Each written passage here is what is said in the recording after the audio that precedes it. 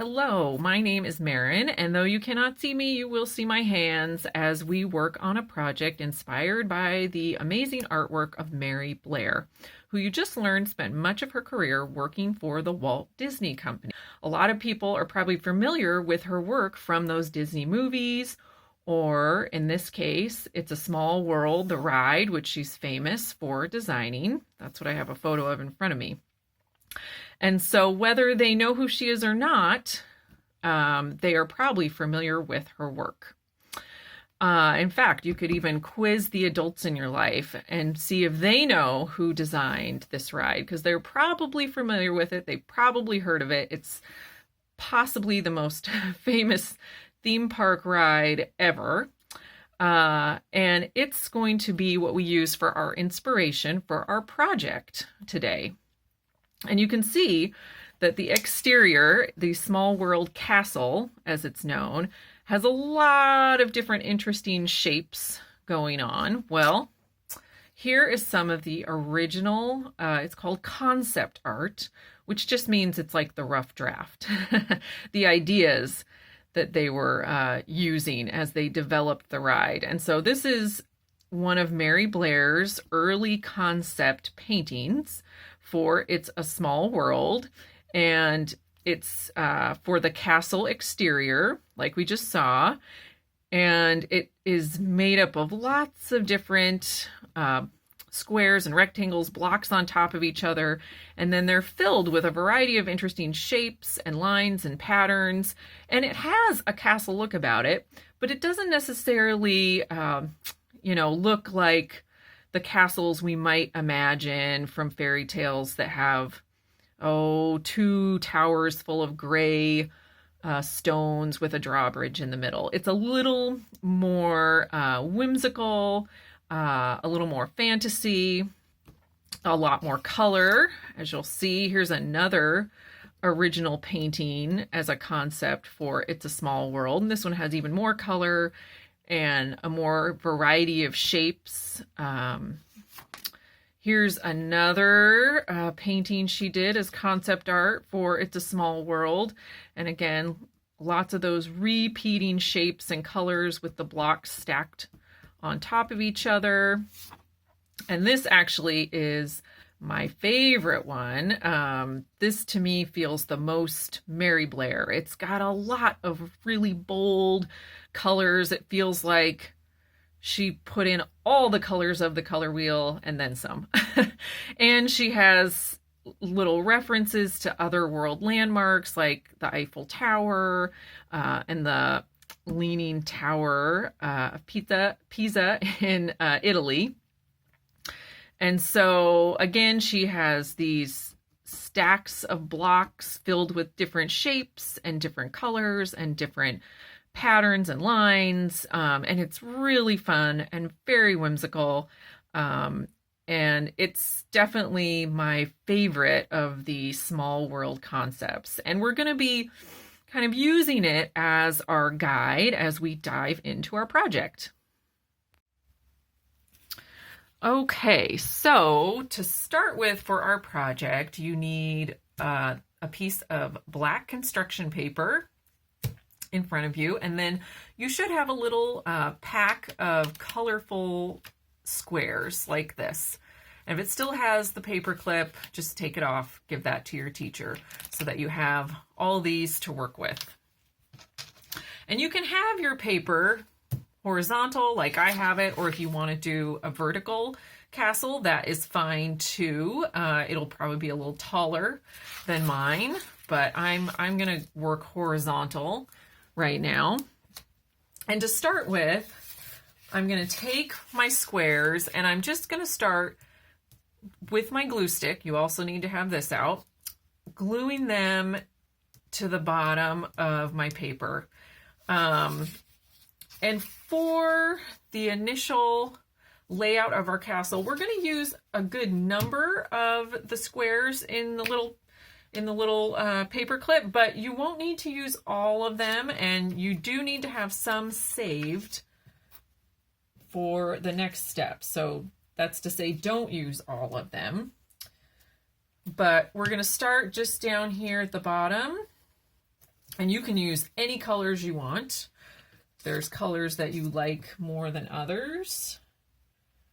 You can choose whichever ones you like. And I'm going to stack them pretty close to each other. They can have a little space. But, you know, we're stacking the blocks up sort of like in Mary's drawings. I suppose if any of you play, I don't know, Minecraft, it's like stacking blocks maybe that way. I'm kind of old school, so for me, stacking blocks would be like Tetris or something. And I'm probably going to do a row of 5 squares across the bottom. You could just do 4 and then, you know, do some other interesting layers. You don't have to do as many as I am doing here. I think I'll do blue over there. We just want to create sort of that initial background layer for our castle. Okay, so I got my first row. Now I'm going to work on my second row, and I could offset them a little bit so they don't line up perfectly, or I could line them up exactly one on top of each other. That is your choice, and you can also choose. Maybe you want to stack 4, maybe you only want to stack 3. This is your castle, and you can choose how you want it to look. There are no rules. Just make it colorful and fun. I think I will stack mine on top of each other in this case, but I'm not going to go all the way across. I think I'm only going to do maybe 4 across.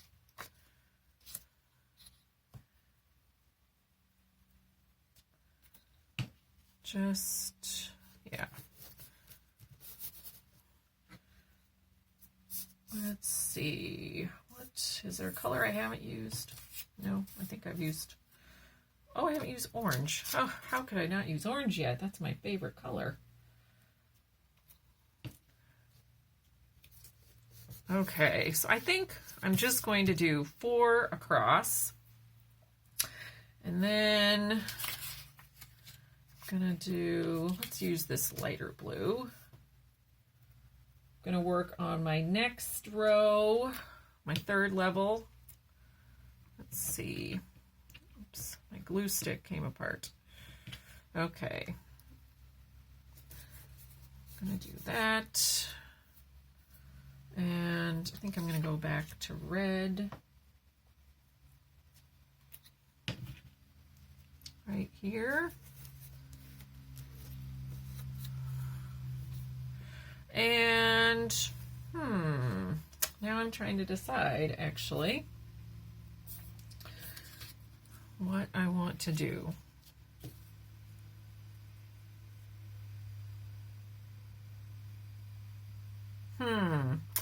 Tough decision. I think I will do one over there.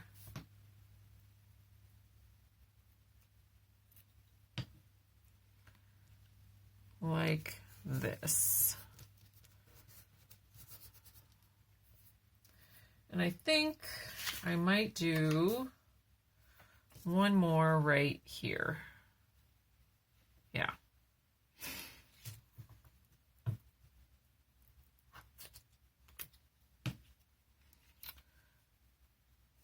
Okay. All right, so now I have kind of the foundation for my castle. Now I need to take a pair of scissors, and we should have, I have quite a few different squares left over. And so I'm going to flip this over for a minute just so you can see what I'm doing.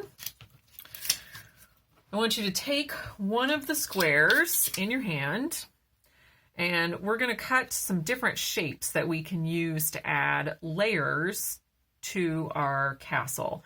So I want you to take it in your hand and hold it by one of the points, and then you're going to cut down the middle, just from one point to another. Okay, so there I have two large triangles that I can use, which is great.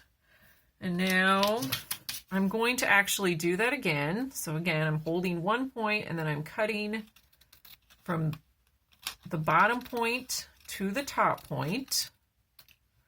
And now this time I'm going to rotate one of my triangles. I'm going to hold it by this point. And now I'm going to cut from the bottom point to the middle. And I'm going to do that to my other half as well. There we go. These are not the best scissors. Okay, so now what I have, if I can get them lined up correctly, are four, they're sticking to my fingers, are four tiny triangles. Okay, what's another shape? So we could also take our square and hold it on the side and cut it in the middle, like that. Now I have two rectangles. I could also do that again. But now I'm going to rotate it. I'm going to hold it on the short end and cut it in the middle. That gives me four little squares that I can use.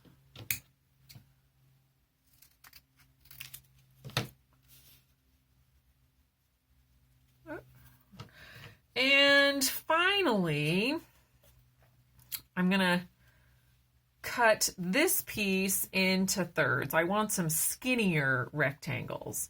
So this one I'll kind of eyeball, but I'm going to cut a little bit thinner rectangles, trying to cut it into three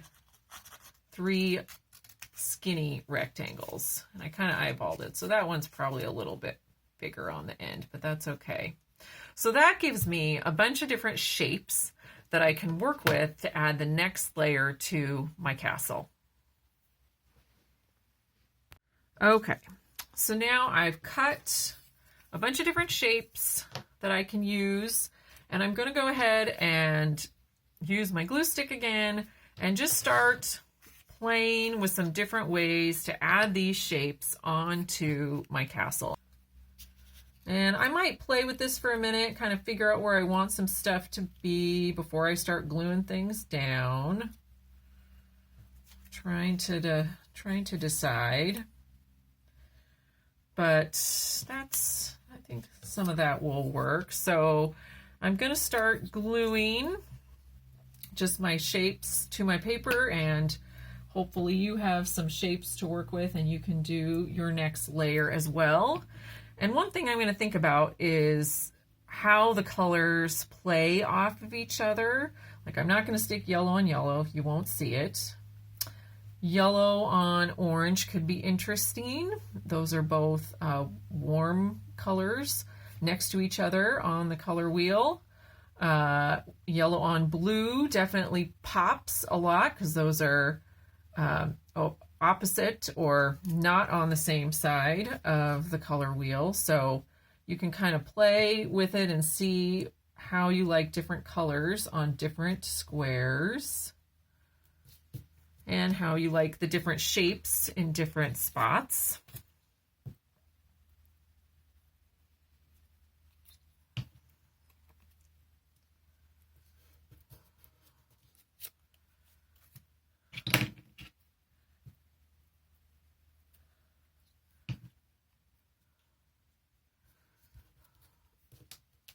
Okay, and I'm going to go ahead and I'm just going to keep working on this just like you. And I'm not necessarily going to put a shape on every single square. I'll leave some open for our next step.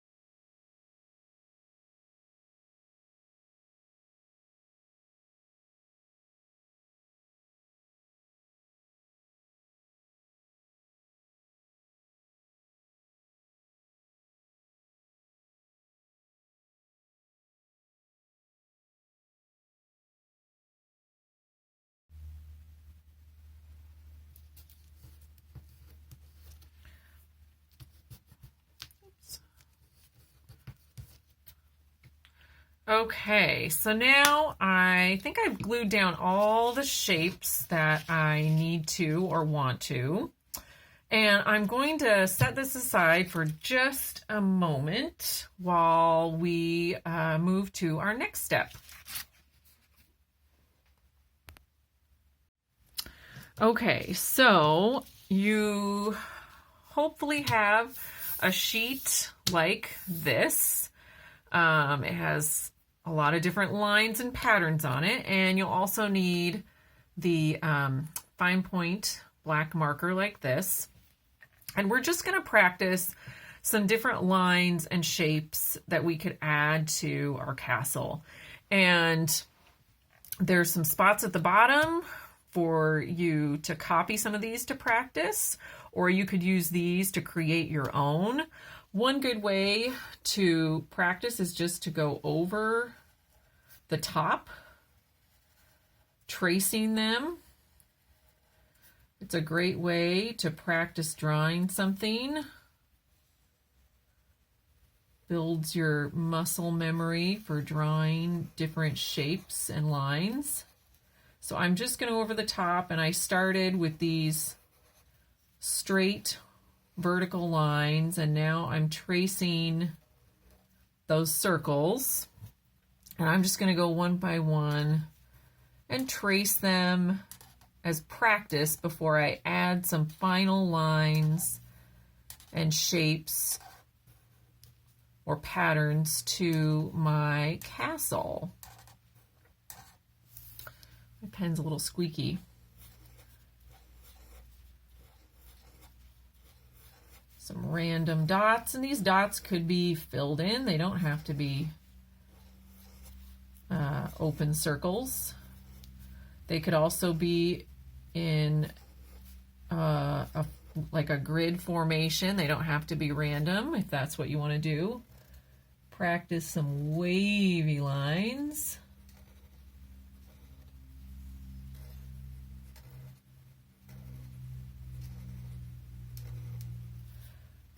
So you should be practicing with me, or of course you can create your own lines and shapes using the spaces at the bottom. Once we're done with this, we'll move on, and you can go over the top actually of these multiple times. If you feel like you didn't get it the first time, just trace it again.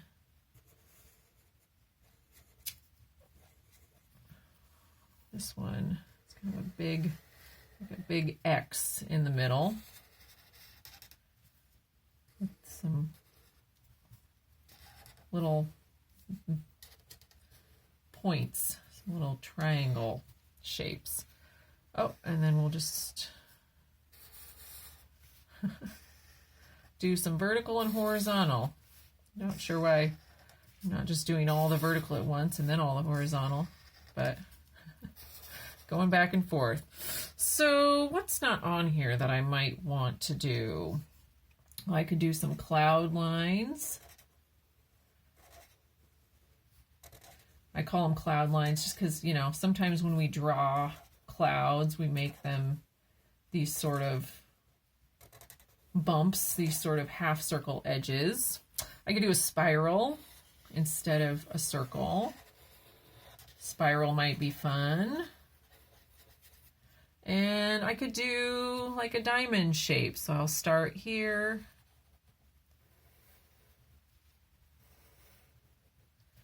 And do that. Maybe I'll do a line through the middle of my diamond like that. So that gives me some ideas for some shapes now that I can add to my castle. So keep the pen in your hand, but let's go back to our castles and keep your lines and patterns handy. And I'm just going to start adding these to my castle using my black marker. And I might start with some of these squares that I didn't add any to. I'm going to fill that in on the first go round. But I'm not going to limit myself to just those squares, because I could do lots of things. I could do some lines on my little squares like this. And I could do a wavy line in between my triangles here. And maybe a zigzag line on top of this rectangle. Let's see, maybe I'll do a spiral. What do I want to do here? No, I'm going to do that sort of star-like thing.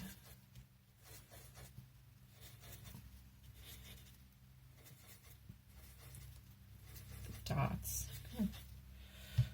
Let's see, what haven't I used? Maybe I'll just do some random circles on either side of this.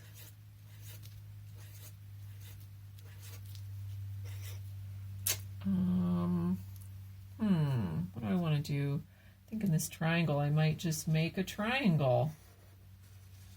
Emphasize that shape a little bit. And I might do the same thing up in my big triangle. I'm just going to follow the lines of that shape to kind of emphasize it.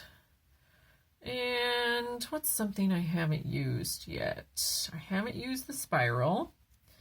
And I'm trying to decide where I want to do that. Maybe I'll have a tiny spiral up here in my small orange square. And maybe just some vertical lines here and some horizontal lines here. Actually, I might put some dots on this line. Let's do some dots on those horizontal lines. That's kind of fun. And I think I might do some straight lines just at a diagonal coming off of that triangle.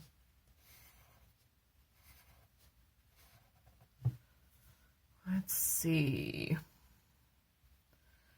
I think I'm going to do another circle on this.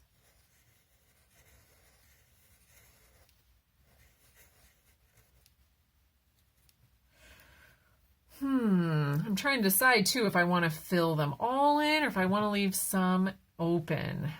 Tough decision. I think I'll do a zigzag line on this as well. I feel like that pink needs something. What do I need to do on the pink?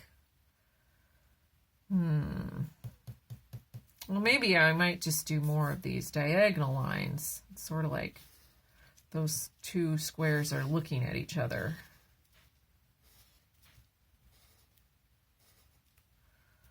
And let's see. I feel like that's pretty good. I might outline this triangle up here that's sticking off. My tower got a little outside the lines, but that's okay. And I think that's good. I don't know if I want to add any more. I'm feeling good. I feel like it's a good balance of shapes and lines and colors. So I think I'm happy with where my castle is at. But there's one more thing we can do to add a little more magic. You should also have a white tempera paint stick. It's basically a glue stick with paint in it. That's the best way to describe it. It feels a little like that when you're using it too. And I'm going to use it to add, I don't know, I'm going to call it magical snow. You could think of it as stars to my black background because Disney's all about the magic, right?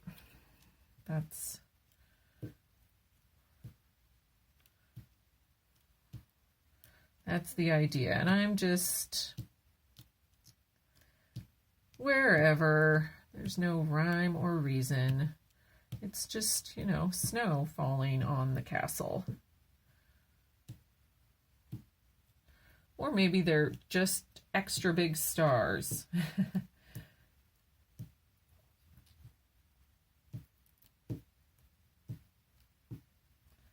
However much you want to add.